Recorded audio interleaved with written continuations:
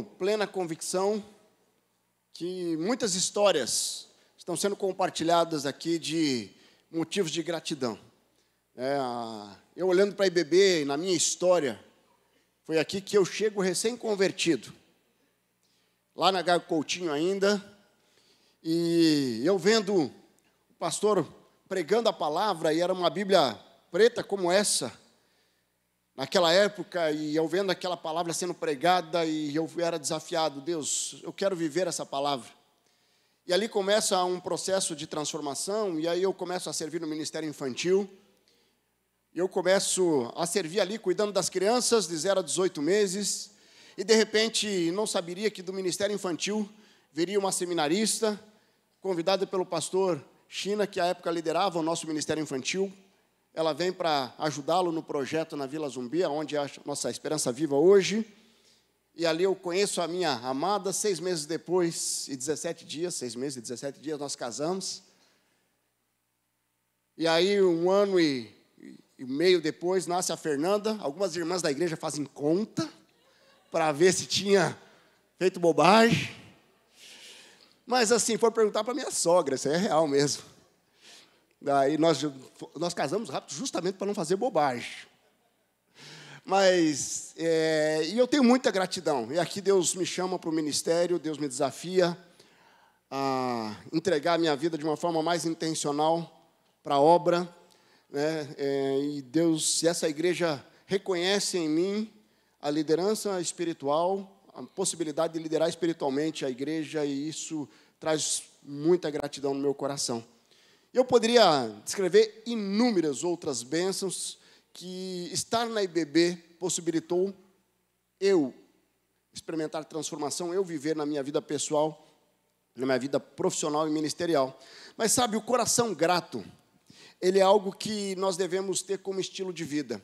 1 Tessalonicenses 5,18 diz lá: deem graças em todas as circunstâncias, pois esta é a vontade de Deus para você em Cristo Jesus. Deem graças em todas as circunstâncias. Não é só quando o Flamengo ganha, quando ele perde também. Mas sabe, nós precisamos dar graças em todas as circunstâncias, em todo momento. E esse é um grande desafio. Você é uma pessoa que tem a gratidão como estilo de vida? Será que você entende que a gratidão pode sim impactar no seu dia a dia, na sua vida, nos seus resultados? Por isso que eu queria que você abrisse lá em Joel. No livro de Joel, nós estamos refletindo nessa manhã. Joel, ele é um dos profetas menores, ali do Antigo Testamento. E ele tem, o livro de Joel, ele tem um propósito muito claro, que é levar Judá ao arrependimento. Nós vamos olhar ali no capítulo 1, no início do capítulo 2, ele vai descrever ali a condição precária do povo de Judá ali. E ele vai falar um pouco da escassez dos recursos financeiros, ele fala ali sobre as pragas de gafanhotos. E ele vai trabalhar essa dimensão dessa escassez para tentar levar o povo à consciência de que eles estavam vivendo era consequência do pecado, era consequência da desobediência, e eles precisavam restaurar no coração deles, primeiro, o temor a Deus para que houvesse o arrependimento, o temor a Deus para que houvesse uma entrega, mas trazendo à memória tudo que Deus já tinha feito. E nós vamos ver ali um segundo destaque que o capítulo 1 e o começo do capítulo 2 traz, é a condição espiritual precária. Ele vai dizer ali que não encontrava Deus pelo método padrão. Então, ele falou para os sacerdotes assim, cuidado, não adianta, você não vai ser pelo método padrão. O nosso Deus, ele não vai responder da mesma forma, por isso que nós precisamos estar relembrando, sim, com gratidão, aquilo que Deus já fez, mas buscando uma experiência nova com o Senhor, um tempo novo com o Senhor, mantendo sempre o nosso coração alinhado com a palavra de Deus, mas buscando algo novo. O que acontece é que muitas pessoas acham que o sucesso do meu passado, ele pode garantir o sucesso do presente e futuro. Quando nós pensamos na nossa vida espiritual, quando nós pensamos na nossa vida como um todo, nós não ficamos parados no mesmo momento, na mesma estação. Ou nós estamos crescendo, buscando mais a Deus, buscando mais intimidade, buscando mais a presença de Deus, ou nós estamos caindo. Você já percebeu que você faz aquele compromisso no início do ano, eu vou ler a Bíblia toda no ano, e no meio do caminho você começa a cair. E você precisa ter a consciência, se arrepender e voltar o quanto antes. Se você parar de ter comunhão com a igreja, se você parar de ter a comunhão com Deus, buscar a presença de Deus, você vai abrir brechas para que Satanás comece a contaminar o teu coração. Então eu preciso olhar com gratidão aquilo que eu já vivi, a fidelidade de Deus, o que Deus já fez na minha vida, mas eu preciso ter a consciência que em tudo eu preciso estar investindo, eu preciso estar crescendo. Se você deixar de investir no seu casamento, você vai cair, você vai se distanciar, você vai abrir uma brecha. Você precisa investir, por isso busque intimidade, busque tempo de qualidade, busque investir um no outro. Se você deixar de investir na vida dos seus filhos, não é porque seus filhos foram obedientes e foram tementes a Deus, estavam aqui na igreja, que eles vão continuar assim. Você precisa continuar investindo em oração, buscando a presença de Deus, mas também investindo no discipulado com eles. Então, o que está acontecendo aqui é que Joel está alertando aquele povo de Judá. Calma, vocês precisam se arrepender, vocês precisam de um novo tempo. E o terceiro abalo ali é o abalo emocional, pois eles não poderiam vencer ali aqueles gafanhotos. Pareciam adversários muito grandes. Então nós vemos Joel, ele trazendo uma palavra de arrependimento, uma palavra mas também uma esperança para o povo de Judá. Se arrependam e venham a Deus. Se entreguem a Deus, busquem intimidade, por isso que ali tem uma convocação solene. Tem uma convocação solene ali no capítulo 2 mesmo.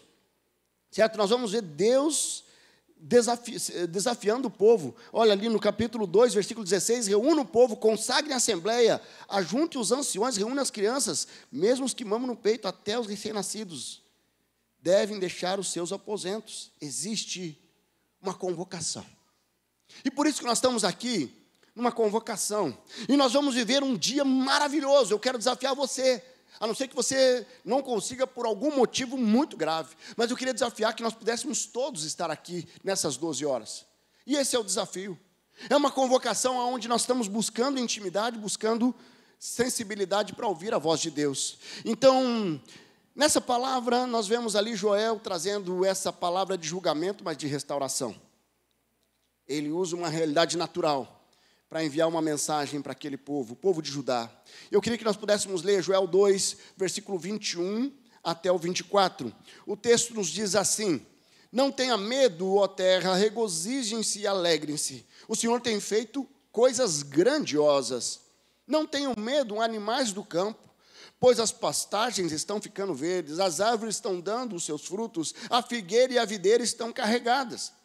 Ó povo de Sião, alegre-se, regozije-se no Senhor, o seu Deus, pois Ele lhe dá chuva do outono, conforme a sua justiça. Ele envia muitas chuvas, as de outono e as de primavera, como antes fazia. As eiras ficarão cheias de trigo, os tonéis transbordarão de vinho novo e de azeite.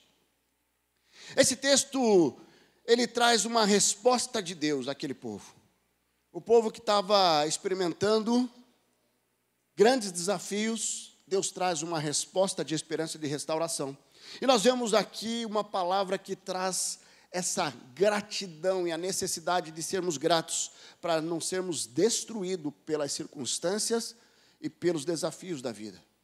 Pelos gafanhotos que vêm e tentam destruir a sua vida, tenta destruir o seu casamento, a sua família, a sua história. E quando eu olho ali no primeiro versículo, no versículo 21, nós vemos ali que a gratidão aqui, essa palavra traz algo como, a gratidão, ela neutraliza o medo ao reconhecer o poder de Deus. Ele diz ali, não tenham medo, ó terra, e regozijem-se e alegrem-se. Não tenha medo, se alegre, porque o Senhor tem feito coisas grandiosas. Diante do caos, eu preciso me regozijar e me alegrar. Tiago 1 vai trazer esse desafio. Alegre-se nas provações, porque elas produzem perseverança. Porque quando eu me alegro, quando eu sou grato, relembrando quem Deus é, o que Deus já fez na minha vida, o medo sai pela janela. Porque o medo é contrário à fé. Eu trazendo à memória com gratidão tudo que Deus já fez, a minha fé é aperfeiçoada. Agora, quando eu esqueço o que Deus já fez, eu zero o jogo agora, mas será que Deus é confiável mesmo ou não? E aí gera incredulidade. E a incredulidade gera medo. Nós não podemos ter medo. Nós precisamos caminhar longe do medo. Eu não estou dizendo daquele medo que faz parte da nossa natureza humana, que nos protege de alguns desafios. Você não vai entrar ali numa favela do Rio de Janeiro, à noite, de madrugada, para comprar uma paçoquinha, né? Porque tem alguns medos que te protegem, mas tem medos que te paralisam. Relembrar de como Deus nos livrou de muitos desafios no passado, certamente vai nos fortalecer a enfrentar os desafios do presente e do futuro. Porque quando nós esquecemos a confiança em Deus, o medo começa a governar as nossas decisões. Sabe, a gratidão como estilo de vida, ela deixa a vida mais leve. Porque tem pessoas que só sabem murmurar. Tem pessoas que a vida delas, ela não tem gratidão a nada, está tudo ruim. Sabe, tudo. De repente você é daquelas pessoas que reclama demais das coisas. Imagine se tivesse uma determinação que tudo aquilo que você reclamar é tirado de você. Meu casamento está, a esposa morreu. Meu trabalho, perdeu o emprego. Esse carro aqui não vale, não, perdeu o carro. Imagine.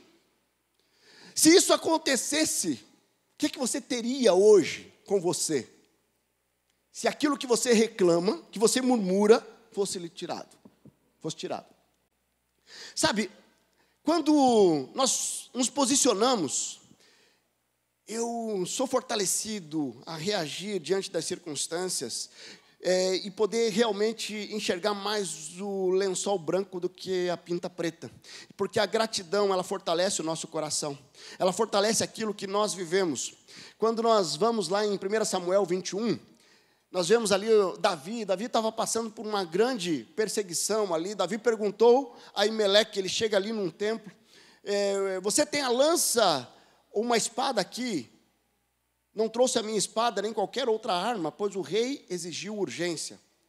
O sacerdote respondeu, a espada de Golias, o filisteu que você matou no vale de Elá, está enrolada num pano atrás do colete sacerdotal.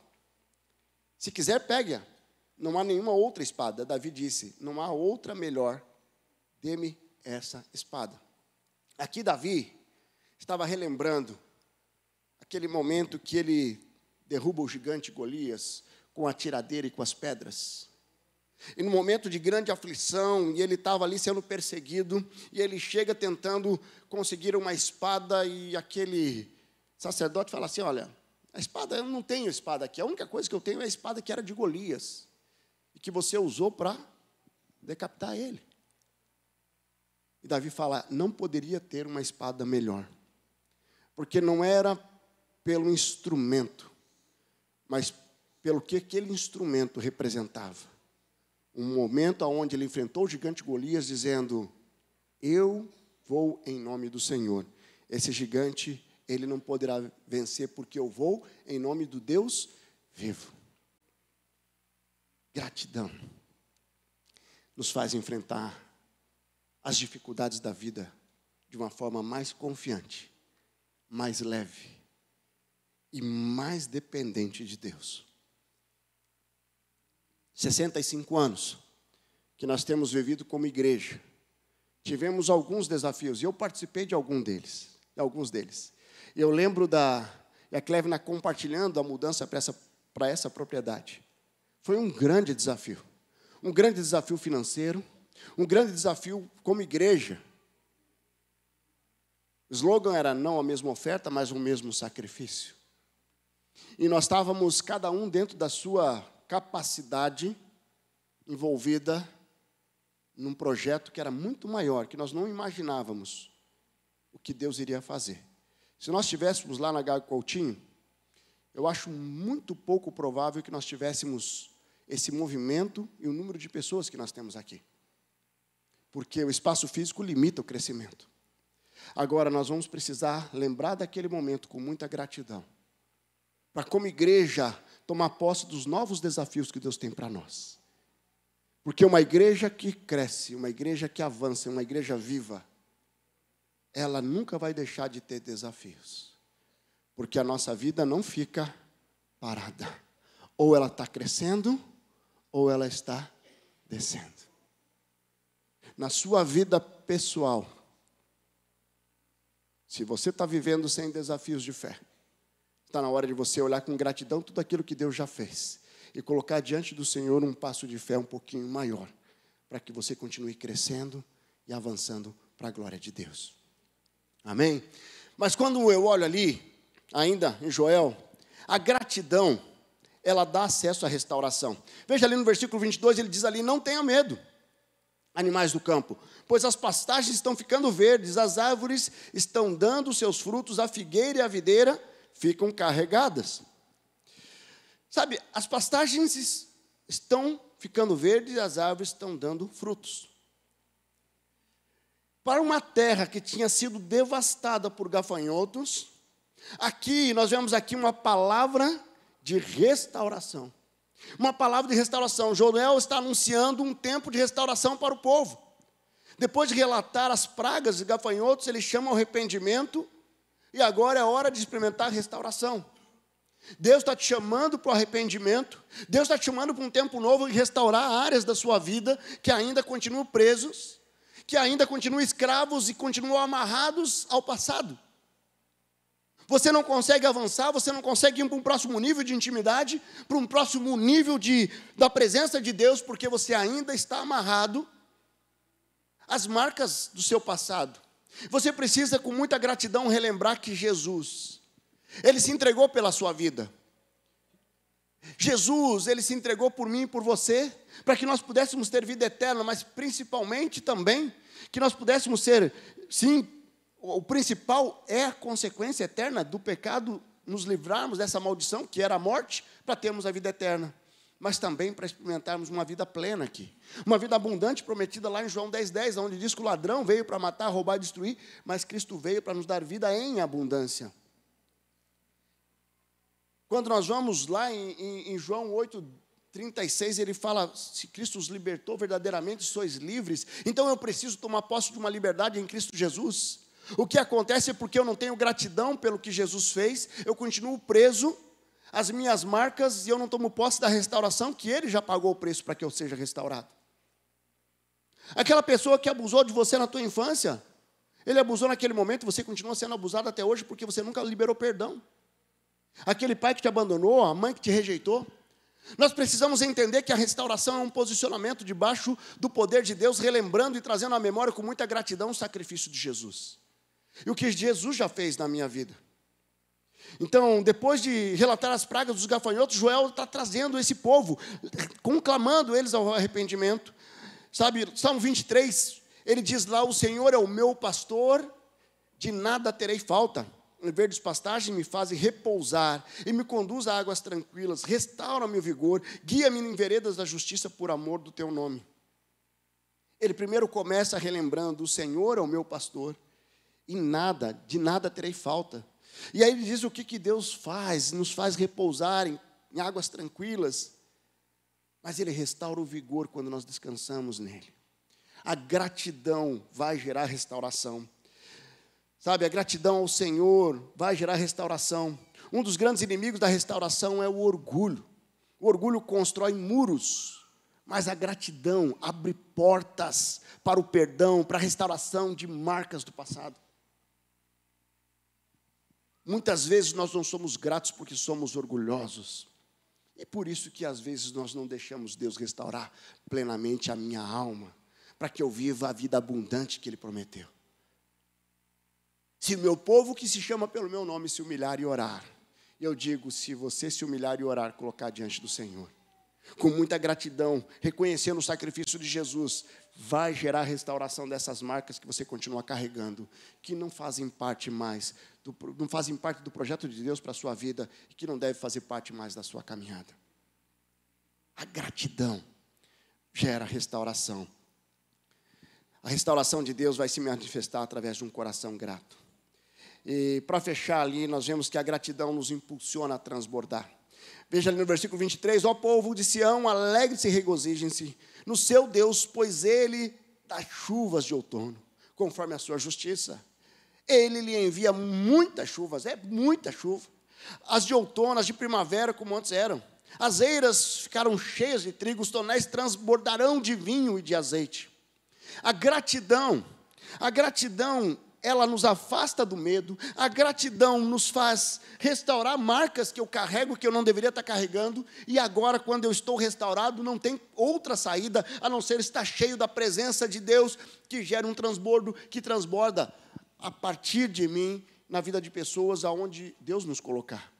Como igreja, Deus nos está nos chamando a transbordar ainda mais.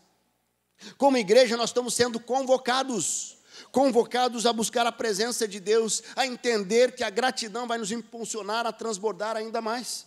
Tudo que Deus já fez, quantas pessoas, quantas famílias, quantas igrejas já foram abençoadas pela nossa igreja, mas o que Deus mais tem para nós, olhando para o futuro, olhando para daqui 5, para daqui 10, 15 anos, Deus está nos chamando para transbordar. Mas o transbordo de uma igreja é a partir do transbordo de cada um de nós que somos igreja. Joel aqui tinha falado do transbordo a partir de um coração grato. O Senhor tinha manifestado zelo pela terra e piedade do povo aqui. Mas a manifestação do Senhor veio somente para preencher os limites? Não, ele veio para transbordar. A gratidão, a alegria no Senhor terá como consequência o transbordo. Sabe, Mateus 12, 33, diz lá, considere uma árvore boa dá bons frutos. Uma árvore ruim dá frutos ruins. Pois uma árvore é conhecida pelo seu fruto. Raça de víboras, como podem vocês, que são maus, dizer coisas boas? Pois a boca fala o que o coração está cheio. O que esse texto está nos dizendo é que nós somos conhecidos pelos frutos. Nesses 65 anos, a IBB é uma igreja que tem sido conhecida pelos frutos. E a igreja somos nós. Se nós não formos gratos com relação a isso, a influência que a nossa igreja tem, a Convenção Batista Brasileira, Paranaense, Junta de Missões, os nossos pequenos grupos, a nossa forma de ser igreja em pequenos grupos, foi usado como inspiração, como modelo. Nós vemos o IFD, onde nós temos influenciado e liderado como a Igreja Apolo. E assim, outras igrejas que têm sido impactadas e abençoadas pela nossa forma de ser igreja. Mas nós precisamos olhar com gratidão tudo que Deus já fez. E para que nós continuemos a transbordar, nós precisamos estar alinhados na mesma visão. Nós não podemos perder o norte para onde Deus está nos levando. Por isso que olhar para 65 anos deve nos desafiar a continuar avançando para a glória de Deus. O plano que Deus tem para a nossa igreja no futuro é extraordinário. Precisamos estar alinhados com muita gratidão.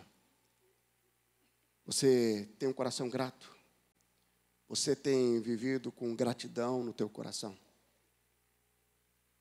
Eu quero desafiar você a olhar para dentro do teu coração. E a primeira gratidão é reconhecer o que Jesus fez pela sua vida. Jesus está nos chamando ao arrependimento, a vivermos realmente santidade, a vivermos um tempo novo, individualmente falando. Um avivamento individual, que vai gerar um avivamento como igreja.